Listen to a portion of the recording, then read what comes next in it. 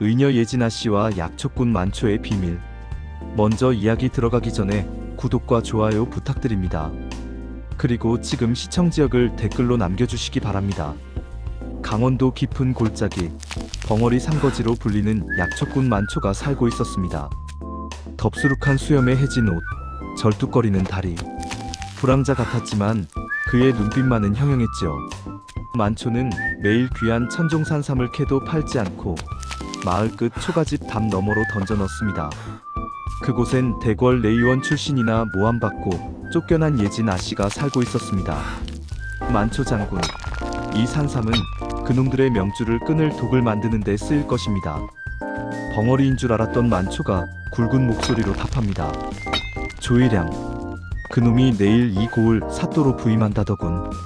조일량은 만초의 가문을 영모로 몰아 풍비박산내고 예진에게 독살 누명을 씌운 장본인의 아들이었습니다. 다음날 화려한 가마를 탄 신관 사또 조일량이 부임합니다. 길가에 엎드린 만초는 피가 날 정도로 주먹을 쥡니다. 조일량의 시선이 예진에게 머뭅니다.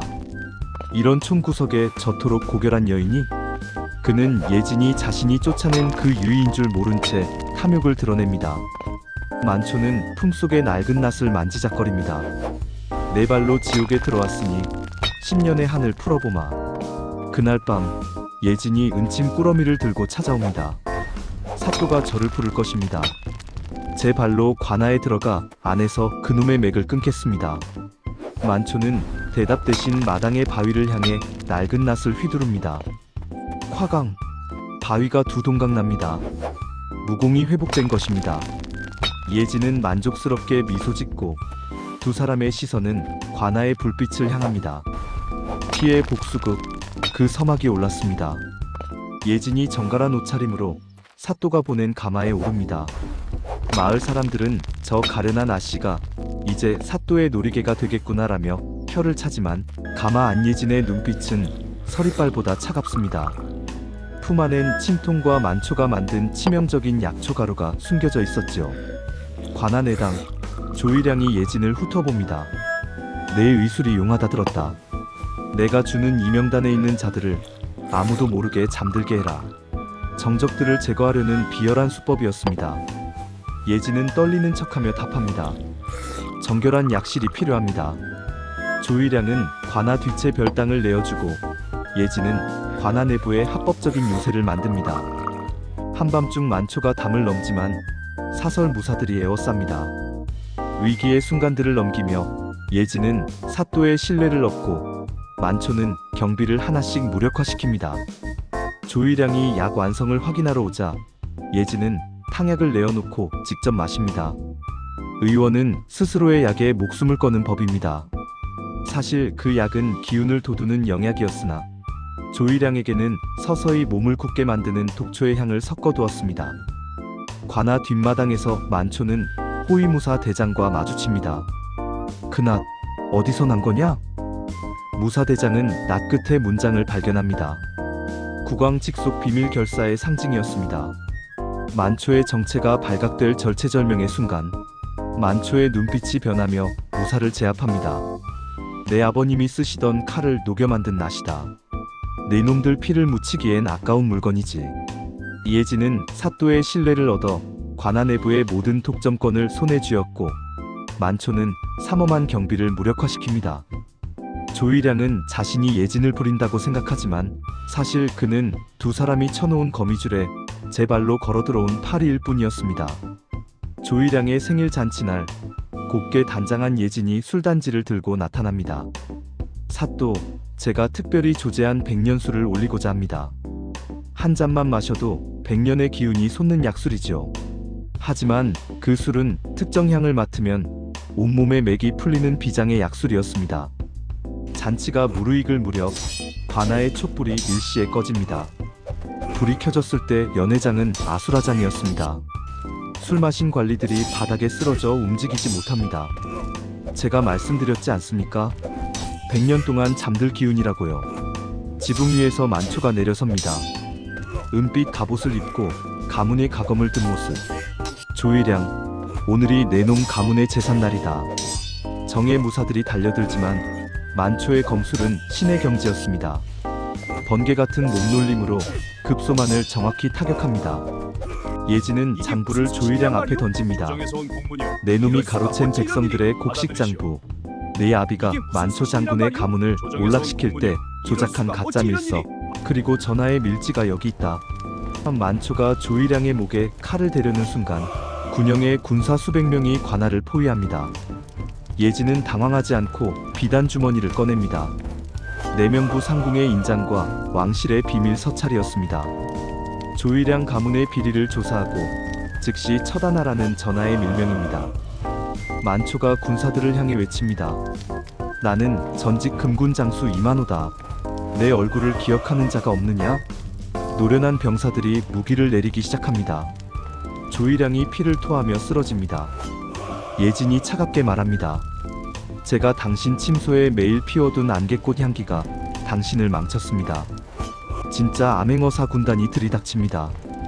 예진과 만초는 이 모든 과정을 제보하고 증거를 확보할 시간을 벌고 있었던 것입니다. 새벽 안개가 걷히고 해가 떠오릅니다. 조이량과 일당은 압송되고 백성들에게 곡식이 돌아갑니다. 아씨, 이제 끝났습니다. 아니요, 장군.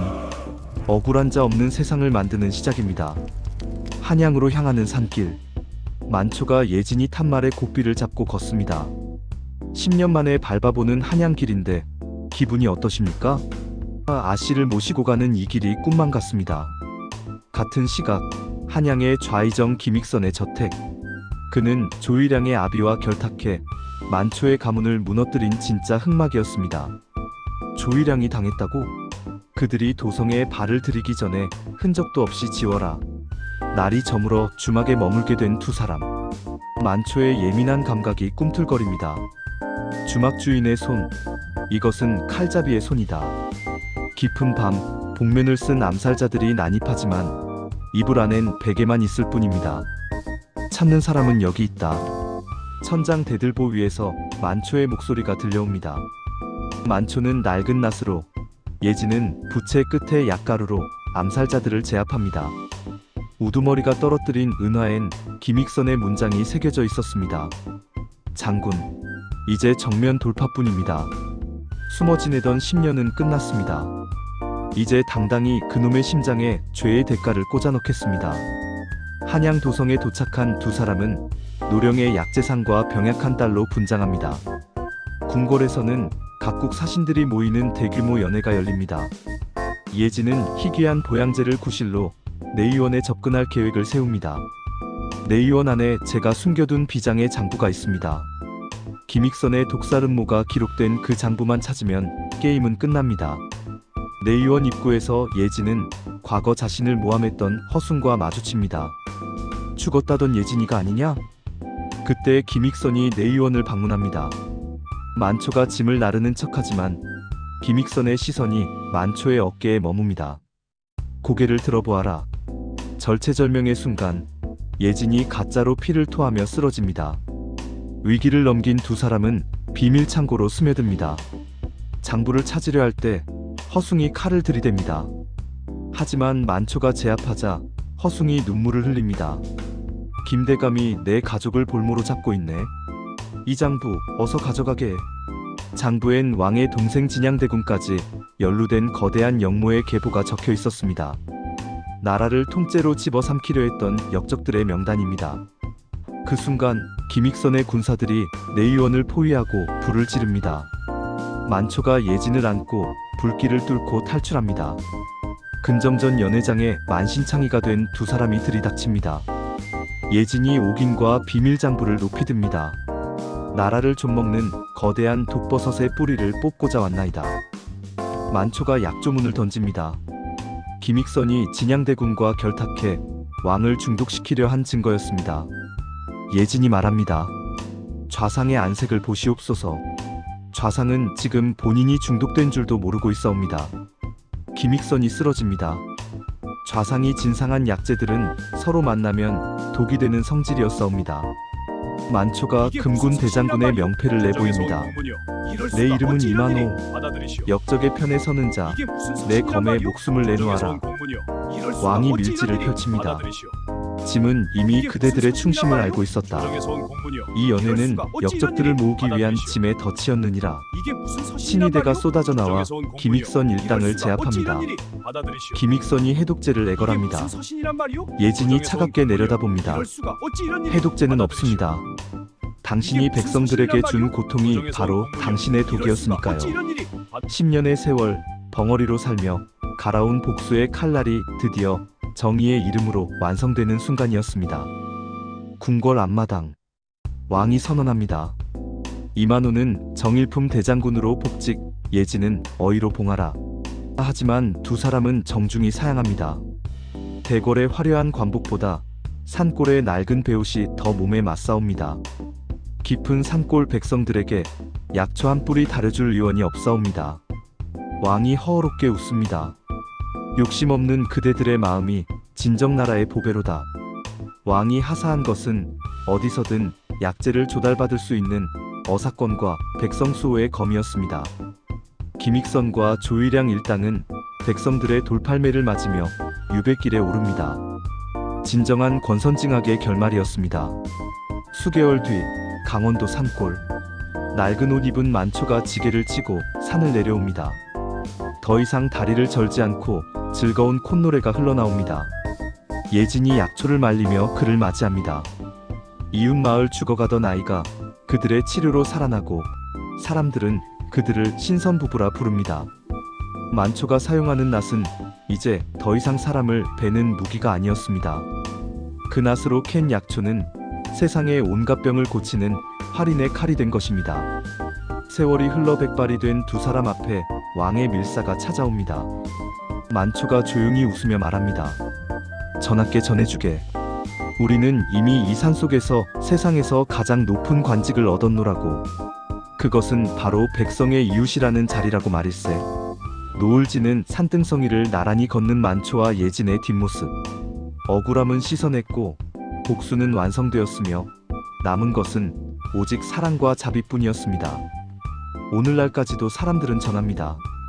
깊은 산속 신비로운 약초 향기가 바람에 실려올 때면 그것은 지금도 백성을 보살피는 만초 장군과 예진 아씨의 따뜻한 마음이라고 말입니다. 억울한 일 끝에는 반드시 복이 오고 악한 끝은 반드시 망한다는 진리를 잊지 마십시오. 다음에도 가슴 시원한 이야기로 찾아뵙겠습니다. 구독, 좋아요는 콘텐츠 제작에 큰 힘이 됩니다.